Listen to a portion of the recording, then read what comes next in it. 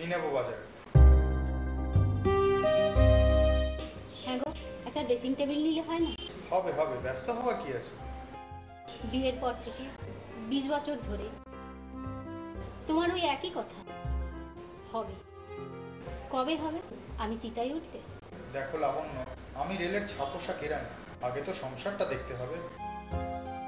তাছাড়া ছেলে মেয়ে দুটোর পড়াশোনার খরচ কত বলো? ওদের তো আর মূর্খ করে রাখা যায় না।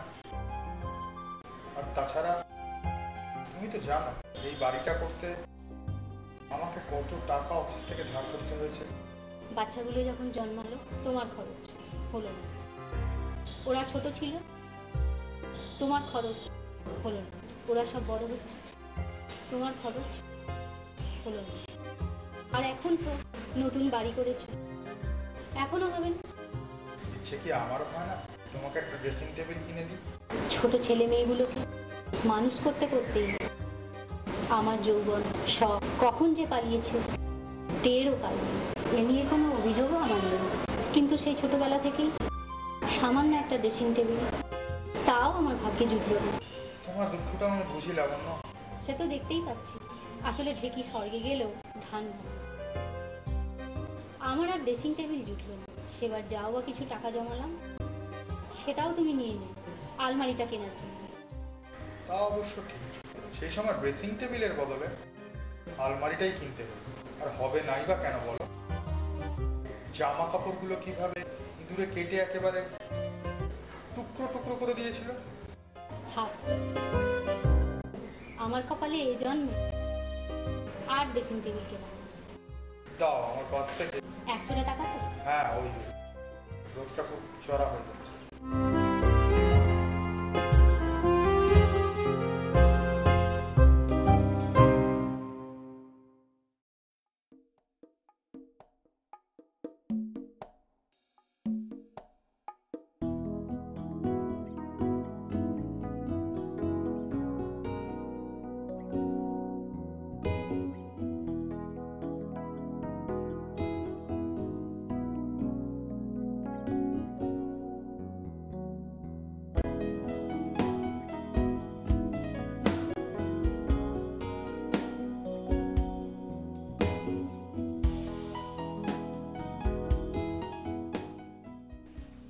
যা দিনকাল আসছে আজকাল,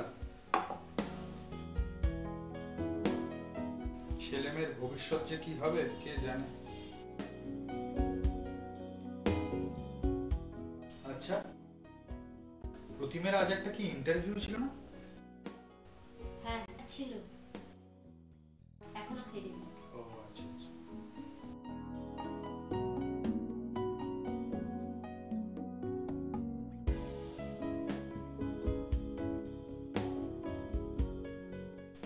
কি রে, এত দেরি হলো যে? কেমন হলো ইন্টারভিউ? কি জানি, 3টে ভ্যাকেন্সি, ইন্টারভিউ তো এসেছে 500 ছেলে। চাকরি বাকরি আর হবে না বুঝলে, মুটেগিরি করেই খেতে হবে। চাকরিটা হবে কি করে? বারবার বলি, আমি চাকরিতে থাকতে থাকতে এডুকেশনটা বাড়িয়ে নে।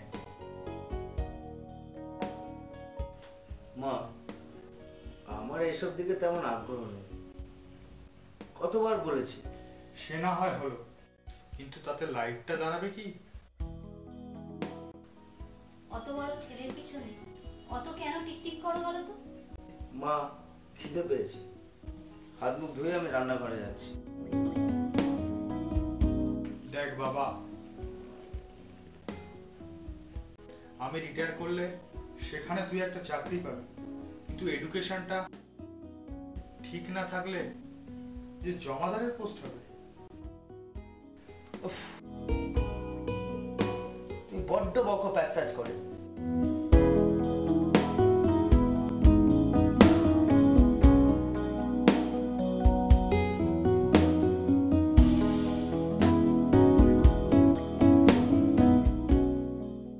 দেখলে দেখলে ছেলের ব্যবহার,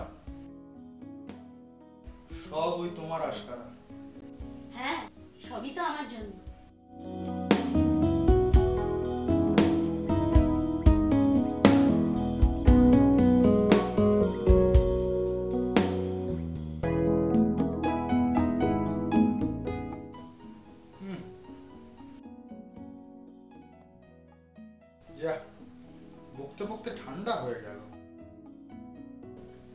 আর এক কাপ করে দেবো?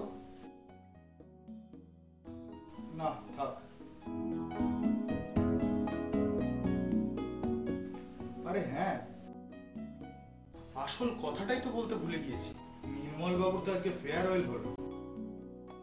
উনি দেশের পৈতৃক বাড়িতে চলে যাচ্ছেন, কিছু আসবাব বিক্রি করে দেবেন বলছেন। ভাবছি ওদের ড্রেসিং টেবিলটা কিনে নিলে কেমন হয়। কিন্তু ওটা তো খুবই পুরনো, আর না আছে ওতে কাঁচ, না রং। তা হোক, ক্ষতি নেই। আগেকার দিনের ভালো কাঠের তৈরি, সুযোগ সুবিধে মতো নতুন রং করে একটা বড় কাঁচ লাগিয়ে নিলেই হলো। আর তাছাড়া তোমাকে তো কোনোদিন তেমন কিছু দেওয়া হয়ে উঠলো না, দরদাম করে ওটা হয়তো নিতে পারো। ওদিকে যে মেয়েটা ভিঙ্গি হচ্ছে, এবার ওর একটা বিয়ের ব্যবস্থা করতে হবে। হ্যাঁ গো, তোমার অফিসে কোনো ভালো ছেলে নেই? দেখো না, কথা বলো। হ্যাঁ, মেয়েটার দিয়ে ছেলেটারও একটা গতি করে দিতে হবে। ওর মনটা সংসারে ধরিয়ে না দিলে বাউন্ডুলে হয়ে যাবে।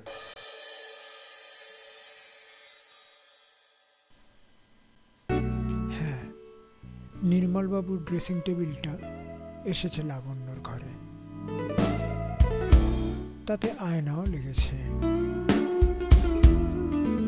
মেয়ের বিয়ে দিয়ে লাবণ্যরা ঘরে এনেছে পুত্রবধূ।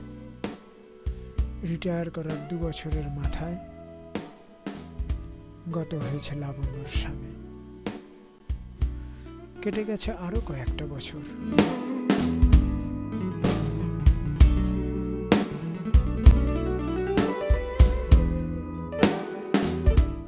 তরুণী পুত্রবধূ ড্রেসিং টেবিলের আয়নার সামনে প্রসাধন করে।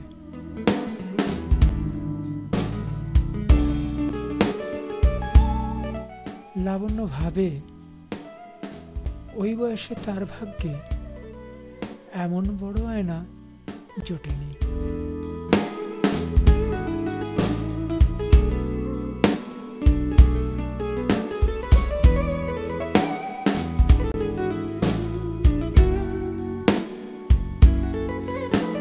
লাবণ্য একটা অপূর্ণতার চাপা ব্যথা